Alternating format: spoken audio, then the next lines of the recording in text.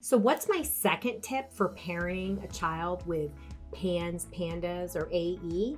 It's building your own healing team. You need to build your team because remember, you're the CEO of your family's healthcare, and that includes mental health care and physical care as well. Why is it so important for you to build your own healing team? You really need to work with providers that are PANS, PANDAS, AE literate.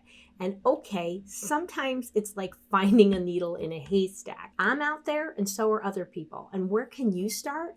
You can go to aspire.care and they have a list of parent recommended providers that have been vetted, which is pretty cool. You can go to Epidemic Answers and you can go to other websites, but you really want to work with a provider who understands what PANS is and what it's not, what kind of behaviors that might come along with this, what are some of the physical issues. We often go to providers that just don't understand, and I see people every day that are spending years trying to get the right help. And so getting the right help is critical for your child's physical and mental health treatment. And remember, if you've watched my other videos about PANS and PANDAS, we've got to address mind, body, and spirit.